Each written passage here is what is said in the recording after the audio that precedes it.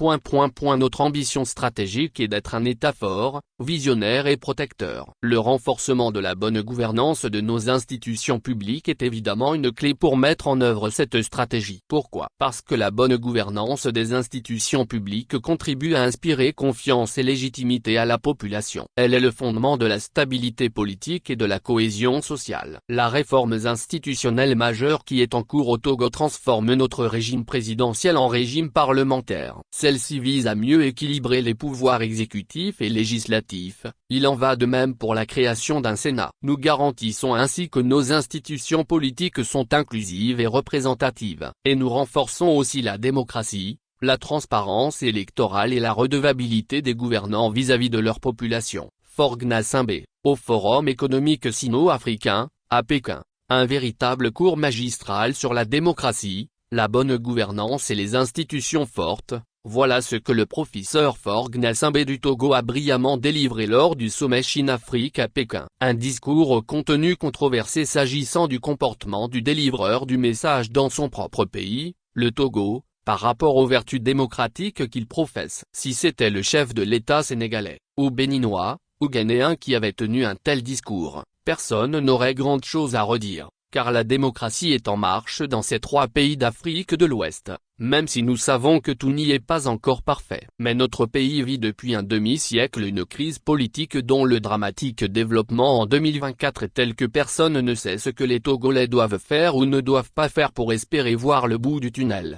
C'est pourquoi Faure Gnassingbé, en lisant son discours et en appuyant sur les vertus qui font une bonne gouvernance, donc un bon développement et une satisfaction des populations concernées, savait en son fort intérieur que son message sur la situation politique dans son pays, le Togo, n'était pas vrai. Le président de fait de notre pays savait que son discours était destiné à améliorer son image et celle de son régime décrié. Faure Gnassingbé savait que beaucoup de ceux qui l'écoutaient dans cette assemblée n'étaient pas forcément au parfum des dramatiques réalités politiques togolaises. Le chef de l'État togolais qui règne d'une main de fer sur son pays n'était pas authentique en martelant un tel discours, totalement aux antipodes de ce qu'il fait subir à ses compatriotes depuis bientôt 20 ans qu'il est au pouvoir. Il n'y a eu, par exemple, rien de démocratique, dans le changement de la Constitution dont il vante les mérites dans son discours et qui fait passer désormais notre pays du régime présidentiel au régime parlementaire et à la Ve République. Tout a été fait en catimini par une Assemblée nationale,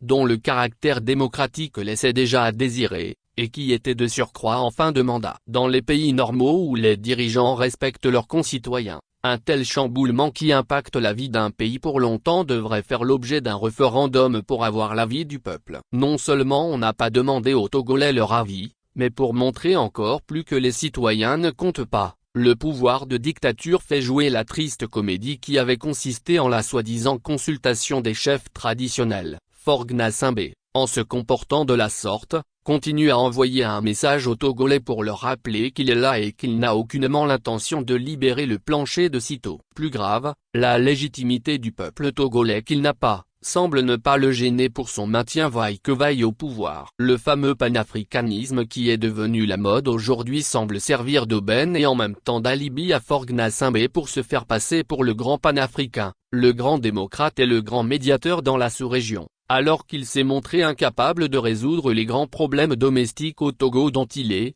pour la plupart, responsable. Un président de fait qui bloque volontairement l'avènement de la vraie démocratie dans son pays, qui fait tout pour ne jamais partir, en mettant en place des institutions fantoches et en refusant de libérer les prisonniers politiques qui meurent un à un en détention. Il veut être une personnalité au-dessus de la mêlée, alors qu'il est justement la cause de la dramatique mêlée politique dans son pays et c'est cette envie d'être la personne qu'il n'est pas, qui explique son comportement dans les crises en Afrique de l'Ouest, notamment dans les trois pays du Sahel, le Burkina, le Mali et le Niger, où il se dit médiateur. Son jeu trouble qui consiste à être avec les trois pays de l'est et à critiquer en même temps le fonctionnement de la CEDEAO, organisation sous-régionale à laquelle nos trois panafricanistes ont tourné le dos, et dont il propose aujourd'hui dans son discours une réforme, participe de cette volonté de sa part de rechercher à tout prix une reconnaissance, une légitimité qu'il n'a pas chez lui au Togo. Faure Gnassingbé est-il président du Togo ou de l'étranger où il joue à la vedette,